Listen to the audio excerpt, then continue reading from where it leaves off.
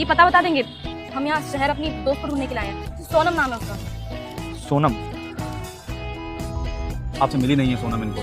जब से उसकी शादी हुई है ना शहर में, तब से दोनों सहेलियों का मिलना ही नहीं हुआ है। तो बस इसने सोचा कि आज अपनी सहेली से मिला जाए, इसलिए हम दोनों इसकी सहेली को ढूंढ रहे हैं। आपको अगर ये पता है तो बता दीजिए, बड़ी मेहरबानी होगी। अच्छा, और आप कौन है? जी, ये हमारे पति हैं। नाम क्या है आपका? जी, हमारा नाम सीमा है। सीमा। ठीक है, मैं सोनम से मिलवा देता हूँ आपको। आप आराम से।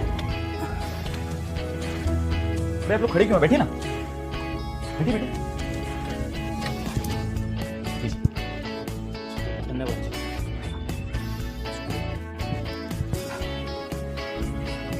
एक बिजनेस मीटिंग के लिए बैंगलोर गए, अभी 2-3 घंटे तक शायद फोन नहीं ना उठाया। अगर आप लोग चाहें तो मुझे बता सकते हैं अगर ऐसी कोई इमरजेंसी है तो हम दोनों पति लोग बीच में क्या करेंगे? मैं तो बस सीमा के साथ आया हूँ, लेकिन मैं चाहता हूँ कि ये दोनों अकेले में बात करें जो भी है, इसलिए आपको बताने से कतरा रहे हैं। तो बेहतर इसी में है कि जब सोनम दीदी आ जाएं तब सीमा सोनम दीदी से ही बात करें।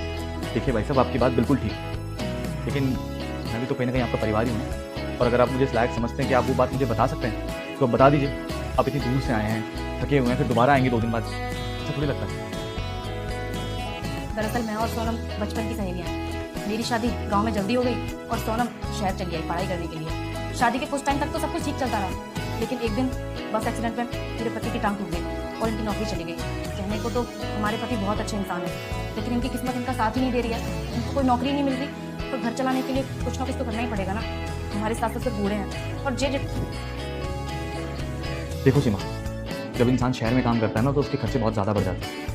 हमारे 10-15 हज़ार की तनख्वाह में तुम कुछ नहीं बचा पाओगे। इससे बेहतर ये है कि तुम ये 50,000 लो और गांव जाके अपना काम शुरू करो अपने परिवार के साथ। नहीं नहीं, हम ये पैसे आपसे ऐसे कैसे ले सकते हैं? हमें बस आप नौकरी दिलवा दीजिए, हम उससे अपना गुजारा कर लेंगे। हम पे इतना बड़ा एहसान करने की जरूरत नहीं है। अरे कैसी बात कर रहे हो आप लोग? अगर सोनम यहाँ होती ना तो वो भी यही करती। बस जो मेरी बीवी करने वाली थी उसका फर्ज मैं निभा रहा हूँ, और मैं आपको लौटाने के लिए नहीं बोल रहा हूँ। आप रख लीजिए इन पैसों को। उनको पति काम है। ऐसा एक बात का मैं गारंटी देता हूँ कि ज़िंदगी भर ये रिश्ता हम दोनों परिवारों के बीच में कायम है। लेकिन हाँ भाई साहब, ये पैसा हम एक ही सर पर रख रहे हैं। ये पैसा एक दिन हम आपको सूद समेत वापस लौटाएंगे जब हमारा कारोबार अच्छा चलने लगे। मना मत कीजिए। देखिए, मैं भी भगवान से यही दुआ करूँगा कि आपकी सारी परेशानियाँ खत्म हो जाए। और रही बात इस पैसे पे इंटरेस्ट देने की, तो इंटरेस्ट तो मैं लूँगा, लेकिन पैसे में नहीं।